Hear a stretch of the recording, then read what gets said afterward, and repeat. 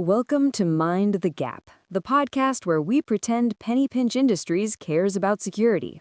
I'm Sam. And I'm Alex. Today we're discussing how to conduct a security gap analysis, which is corporate speak for documenting all the ways we're about to get hacked. Right. For those just joining us, Sam and I are GRC Analysts here at PennyPinch Industries, where our annual security budget is... Sam, remind me, what is our budget again? $0. Well, technically -$12 because they charge us for the printer paper we use to print our incident response plans.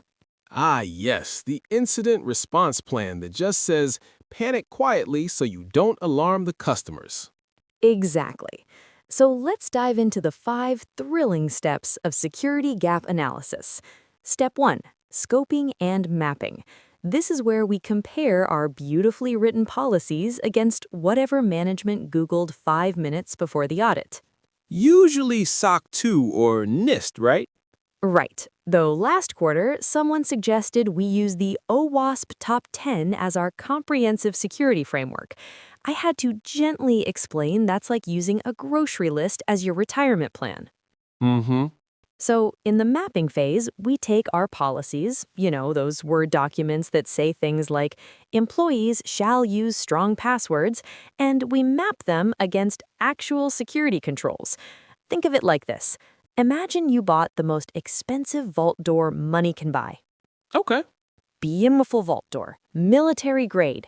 But then you install it on a cardboard box. That's control mapping at PennyPinch Industries. Great policy, implemented by someone who thinks multi-factor authentication means using both hands to type their password. I actually had someone ask me if writing their password twice counted as two-factor authentication. Of course they did. That brings us to step 2, evidence gathering. This is where we interview system owners to see if anyone actually follows the policies we spent 6 months writing. Spoiler alert, they don't. They absolutely don't. Last week, I asked our database administrator about encryption at rest. He said, and I quote, "Yeah, the data rests really well. We haven't moved that server in 3 years." At least it's not moving. That's something. During evidence gathering, we ask penetrating questions like, "Do you have backups?" and get answers like, "Yeah, I email myself the important stuff."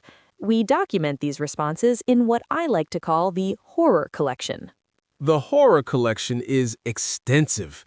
My personal favorite was when the HR system owner told me their password policy was strong enough because they require 6 characters and most people use 7. That's mathematical security right there. Oh, and let's not forget my favorite evidence-gathering moment when I asked about network segmentation and the IT director proudly showed me how they'd organized their server room by putting all the servers on one side and all the cables on the other side. Which leads to step 3, identifying the gap. This is where we document the difference between policy, what we say we do, versus reality, what we actually do. Physical network segmentation. That's technically accurate. I had someone tell me they implemented air-gapped security by unplugging their router when they went home at night. Right. The gap is usually the size of the Grand Canyon, but we phrase it diplomatically. Instead of writing, "Your security is held together with duct tape and prayer," we write, "Opportunities exist to enhance control maturity." The evidence-gathering phase is also where we discover creative interpretations of compliance requirements. When I asked about our change management process, the development team showed me their very sophisticated system, a group chat where they write, "Deploying now, hope it works," followed by various prayer emojis. Enhancement opportunities. I love that.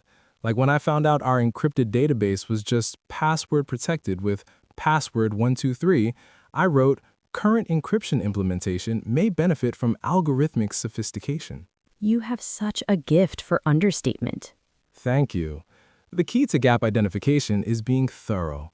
We document everything, the missing firewalls, the unpatched systems, the fact that our secure file sharing is just someone's personal Dropbox account. And the vendor access control that's just a sticky note saying, "Please don't break anything, Karen from IT." Exactly. Which brings us to step 4, risk rating. This is where we assign high, medium, or low severity ratings to each gap we've identified. Though it doesn't really matter what we rate them because management's response to everything is risk accepted. I once rated passwords stored in plain text on a public website as high risk, and the CEO marked it as risk accepted, fixing would impact user experience. The user experience of not getting hacked, yeah, that would be pretty disruptive. For risk rating, we use a sophisticated methodology. High risk means this will definitely result in a breach. Medium risk means this will probably result in a breach. Low risk means this might not result in a breach today. And critical risk means we're already being hacked but haven't noticed yet. We don't use critical risk at PennyPinch Industries. Too scary for the executives. Fair point. The risk rating process involves calculating the likelihood of occurrence times the impact to business operations. Since our likelihood is always inevitable and our impact is always catastrophic, the math gets depressing pretty quickly. That's why we've developed the PennyPinch adjustment factor, where we multiply all risk scores by 0.1 to make management feel better. It's creative accounting for cybersecurity. Finally, we reach step 5, remediation, also known as the Plan of Action and Milestones, or POAM. This is where we create detailed action plans to fix all the gaps before our external auditors arrive. Right. The POAM is a beautiful document. It lists every security control we need, the software we should buy, the training we should provide, and the staff we should hire. It's like a Christmas wish list, except Santa is the finance department and Santa has a drinking problem. Our current POAM has 43 action items. The estimated cost is roughly equivalent to purchasing a small aircraft. Finance responded by approving a budget increase of $57 for miscellaneous security improvements. That's like trying to fix a sinking cruise ship with a roll of duct tape. Hey, duct tape is expensive. I suggested we switch to masking tape for cost savings.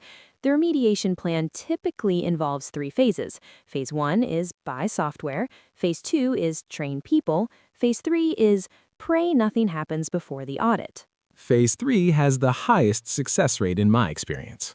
The corrective action plan inevitably involves purchasing enterprise security software that finance will reject because we already have antivirus on our laptops. I once requested endpoint detection and response tools, and they counter-offered with a subscription to Windows Defender. Windows Defender, that's probably disabled because it was slowing down the computers.